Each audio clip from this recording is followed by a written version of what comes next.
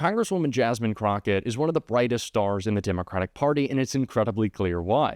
And it's incredibly clear why we talk about her on this show so often, not only because she's inspired so much hope since the election, and she's done such a great job calling out Donald Trump, but also because she's been putting on a clinic of how Democrats need to message, and specifically on Elon Musk and the oligarchy that he and Donald Trump are building around them. The billionaires who are buying influence over someone who is as easily won as Donald Trump should be of great concern to all of us. Jasmine Crockett is taking that concern and calling out not just Donald Trump, but the kind of real president in Elon Musk for all of his corruption. And I want to get into that call out from Jasmine Crockett that I'm sure is infuriating Elon Musk, because he has really shown how much Democrats and Republicans alike recently are getting under his skin. But before we do all that, if I could quickly ask you to leave a like on this video, and if you haven't already and you enjoy our channel, to hit that subscribe button. It goes a long way, and it really means the world to me. Now let's get into this interview with Jasmine Crockett. Jasmine Crockett of Texas. Congresswoman, good to see you. Let's just start with your reaction to the fact that there seems to be trouble in paradise between this bromance with Donald Trump and Elon Musk, and how you think that may play out. Yeah, hopefully it's cutting season instead of cuffing season for these two. You know, listen, I think that Donald absolutely wants to cut the strings, but he really doesn't know how. I mean, this is a guy who has always decided that he wanted to surround himself with people that had money and or power. And right now, all he cares about is money. Listen, for those that felt like he was going to be their savior and be the guy that was looking out for the middle class, he has never been middle class. And so he's not looking out for them. We know that he is filling his cabinet, or at least attempting to fill his cabinet, with other people that are very wealthy. He is looking out for his future and what that will look like. And so that's why it is difficult for him to cut the strings, because he needs Elon. Cutting season versus cuffing season, that is quite poetic. I appreciate it. It's kind of hard to go someone who put $250 million in your campaign, though. I don't know how that happens, leaving somebody on red like that.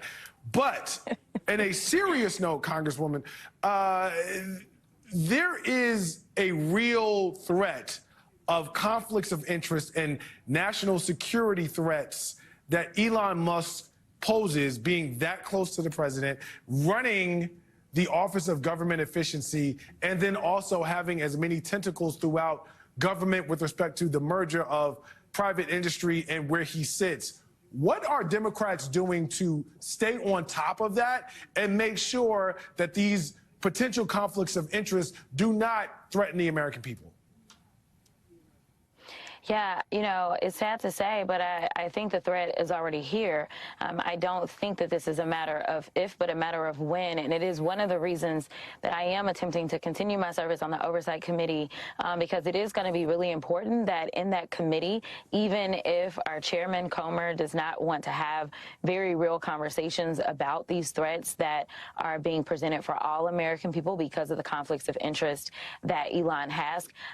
You know, one of the things that people did not talk about a lot in that continuing resolution that Elon blew up, part of it was really about him. It had nothing to do with additional monies being shelled out anywhere. It had everything to do with disallowing him from engaging in some of the investments that we believe that he is trying to do as it relates to China.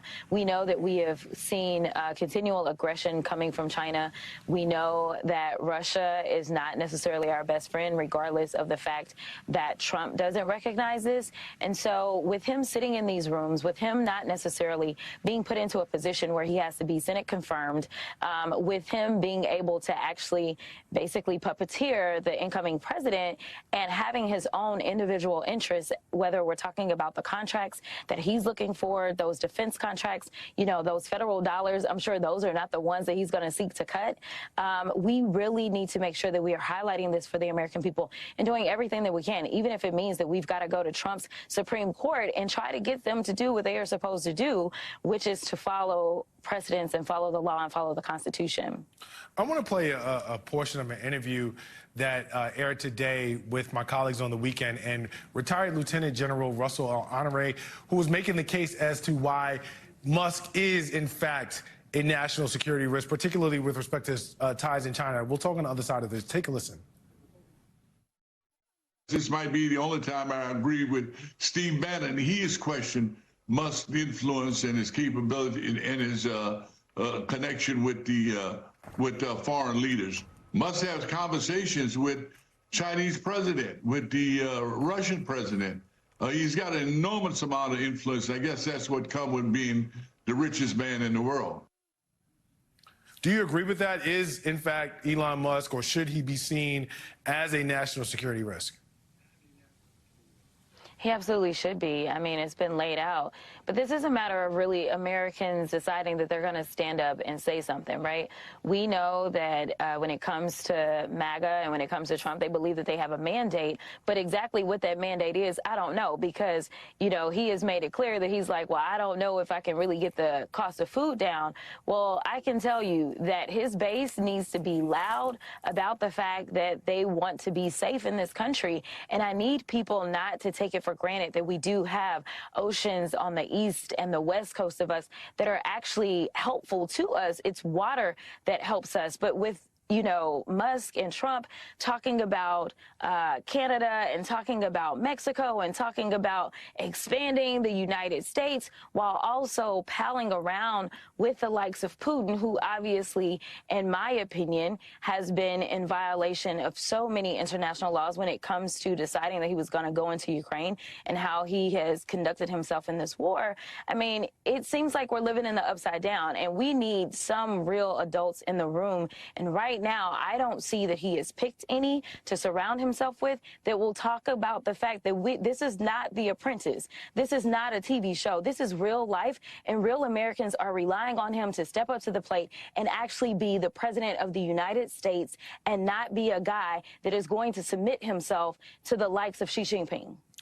All right.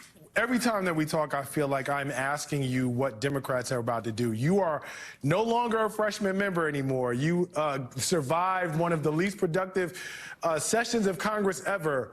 What is the strategy that Democrats have going forward? Because I don't know that pointing across the aisle and saying that our Republican colleagues can't get it done is going to be enough.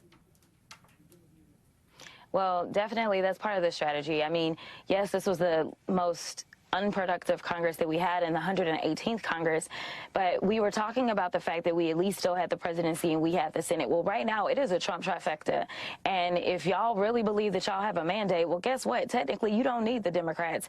You can get it all done amongst yourselves. So I absolutely plan to sit back and watch them try to figure things out by themselves. Now, we know, at least on the House side, that they have always been unable to do this. We know that they have a slimmer majority, but the longer that we can stand together and say, no, no, no, this is your problem, because we are not going to be the ones that are going to be on the front lines of trying to inflict the very same pain that we campaigned against, whether we're talking about getting rid of Social Security, Medicaid, Medicare, all of the things that they have talked about. We just heard Hakeem Jeffries on yesterday talk about the fact that these are not entitlements. These are literally benefits that people have worked and earned. And so, no, we will stand up for the American people at all times, and we will make sure that we are making it clear. I think that it's going to be important that we have a real rapid response team when it comes to communications. We cannot allow their lies to sit around and fester and grow, because in that void, it ends up becoming truth. And honestly, our silence is complicit. And so we've got to make sure that we're speaking up, speaking out.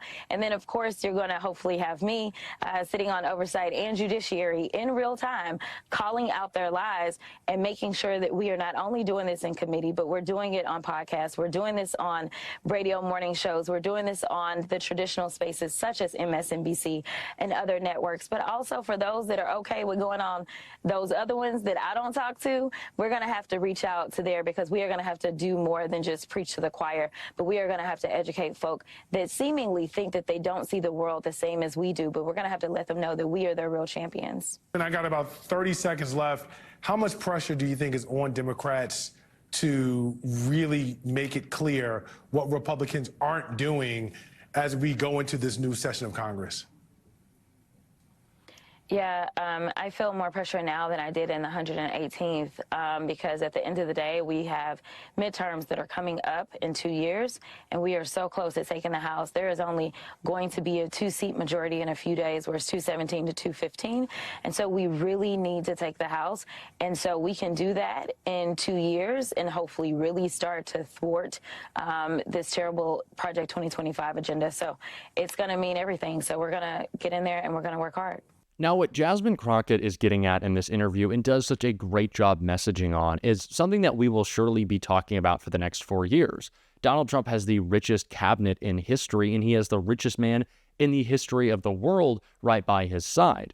It seems like Trump is in Elon's pocket or Elon is in Trump's, but either way you look at it, there is an oligarchy being built around the Trump administration. And Elon's relationship with Donald Trump and with the Republican Party doesn't end in 4 years. It will conceivably keep going as Elon tries to buy more political power around the world to act in whatever corrupt way he wants in whatever country he can.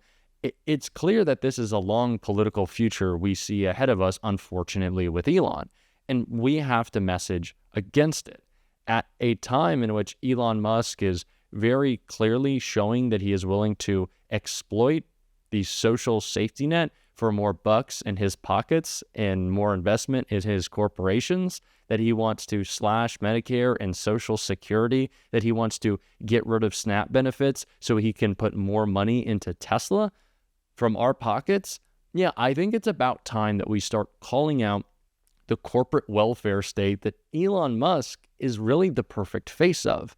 And he's an incredibly unpopular face of that unpopular movement that continues to form around Trump. And so there's a long future with Elon, and there might only be 4 more years, let's hope, of Donald Trump, or fewer would be even great than the full 4. But let's invest in making sure Elon is the face of the Republican Party, because that is the person who it seems like is going to be sticking around longest, and we need to call out most. And that is what Jasmine Crockett is doing, and that is why I so appreciate her voice, and that is why we love playing her on this show, and we are going to continue to. And if you enjoy that, as always, and if you enjoy this show, you're going to hit that subscribe button. You can leave a like on this video, and if you stuck around at the end, you can drop a blue heart in the comments. And until next time, I'll see you soon.